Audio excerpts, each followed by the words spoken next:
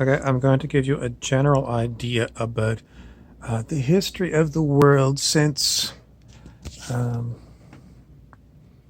let's see here, First World War, let's say, just before First World War. We're going to start off with the Titanic.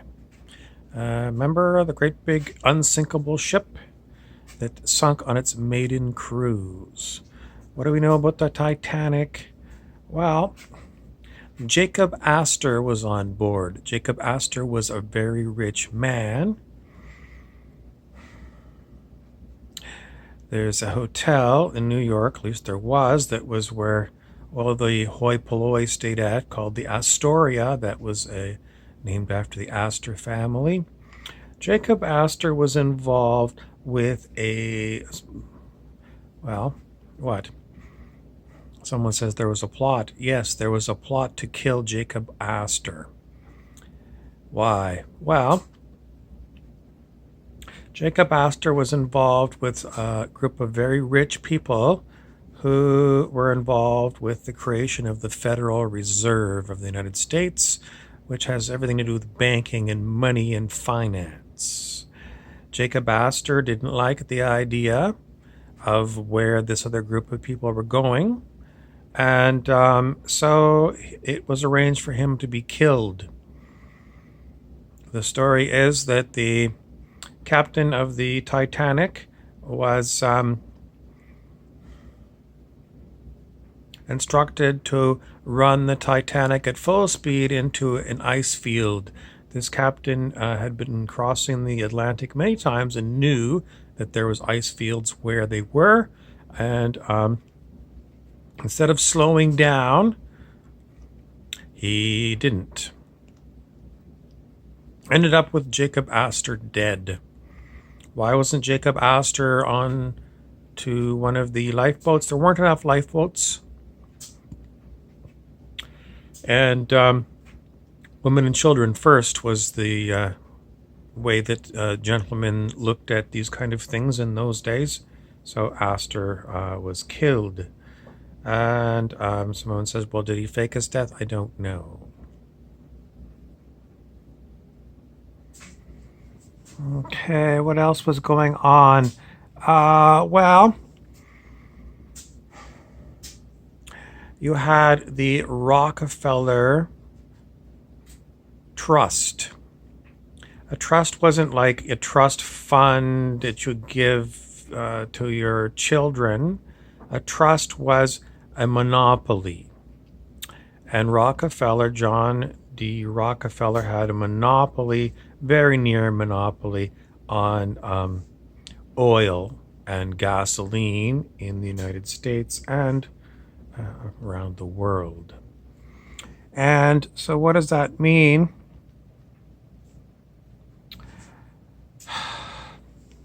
What were all the people doing in around 1915? They were involved with World War I. And who was fighting? It doesn't matter. Who was profiting? If you were a modern day detective,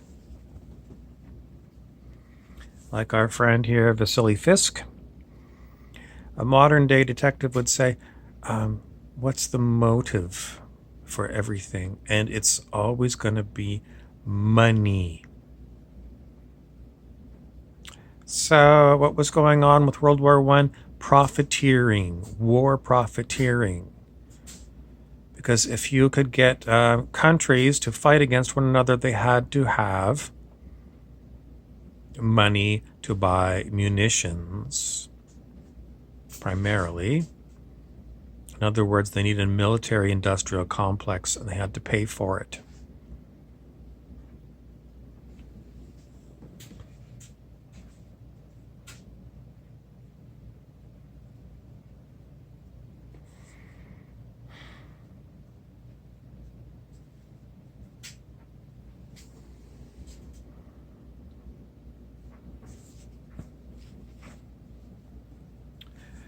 Now, this hat reminds me of Henry Fonda, the actor. maybe when he was on Golden Pond. It was a movie when I was fairly young. And Henry Fonda was a grandfather verging on dementia and on Golden Pond. And if he was going to tell a story to his grandchild, I think it was Doug McKeon, the story is going to be what's going on the planet. And you're just 14 and I'm 86. And, I'm passing you the baton because I'm about to drop dead. And you're high school. So what do you need to know about this world after I've been here for 86 years? So you got some direction in your life. And it's very hard for someone 86 years old to tell a story about 86 years in one little sit-down chat with a 14-year-old boy.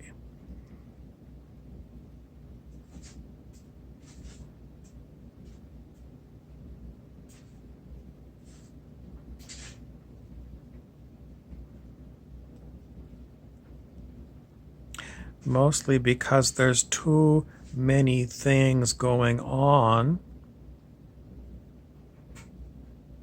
You're going to need a whole set of encyclopedias, old-fashioned book encyclopedias, in order to really understand what's going on and what's transpired in the last,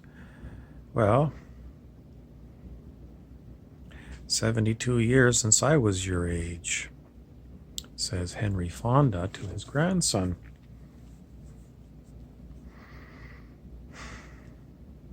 How much time have we got?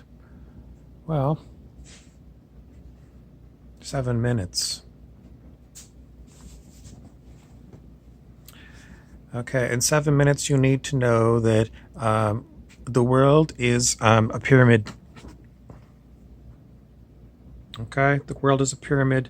Not that the world is a globe, but on the globe, people are stratified into a pyramid. At the bottom of the pyramid, we have billions of people. At the top of the pyramid, we have the global elite. How is this thing run? The people at the top run the world. The people at the middle organize the people at the lower middle who, the lower you go on this pyramid, the more of them there are. And in 1910, a lot of the people at the bottom would be involved with things like agriculture, things like labor in factories. Labor, we'll call it, manual labor. People at the top would be involved in finance and banking. John Jacob Astor, who died on the Titanic, would be at the top of the pyramid, in that group at the top, in the elite.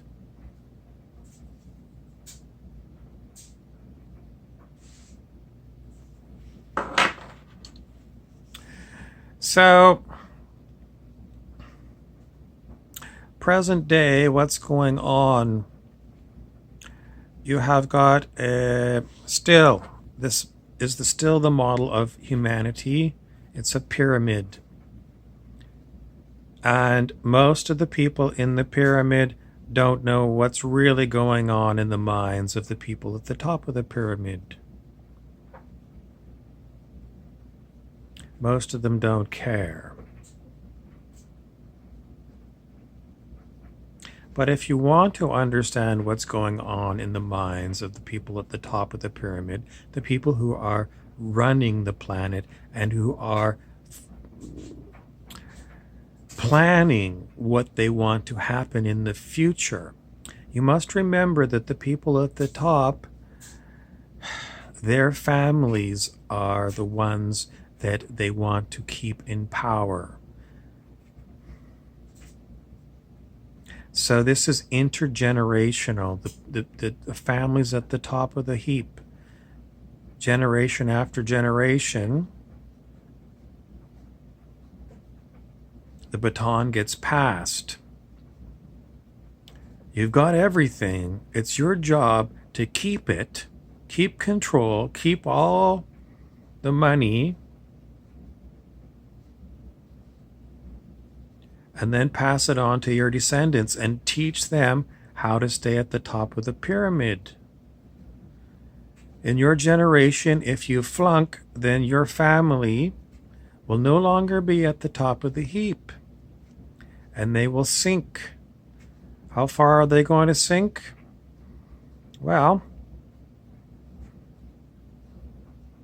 don't sink. Plan on staying on top. Which means you have to understand how to control the massive numbers of people in the rest of the pyramid. So you've got to have a lot of planning. How far in advance are you going to plan? As far as you can.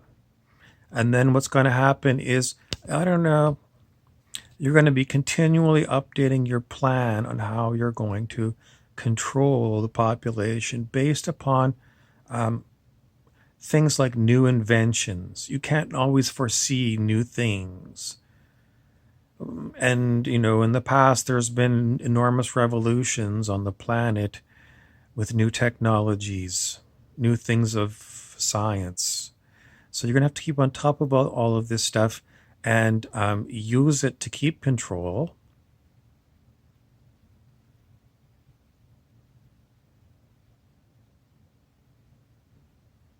Because you don't want to be poor.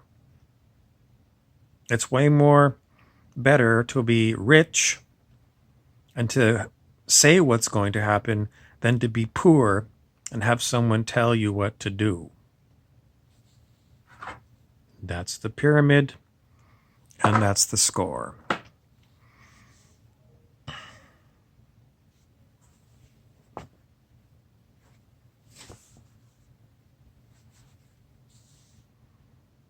The main way that the elite control humanity is through the media. The elite own the media. All of the different channels on television, the elite control. They own the stations. They own the editorial. And in fact, they create the news. Because they can create the news, because they control the politicians, and they control the industry. Everything. So they just keep pulling strings to bring up the stories that they want the world to know about.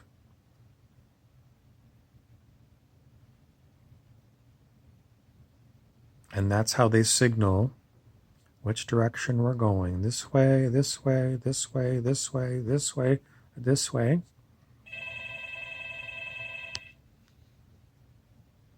So what you need to know is in 1910, the world was very much human labor intensive. In 2020, the world is not human labor intensive. The world is run on computers, which means that the people at the top of the pyramid don't need enormous billions of people at the bottom of the pyramid to make this world run anymore.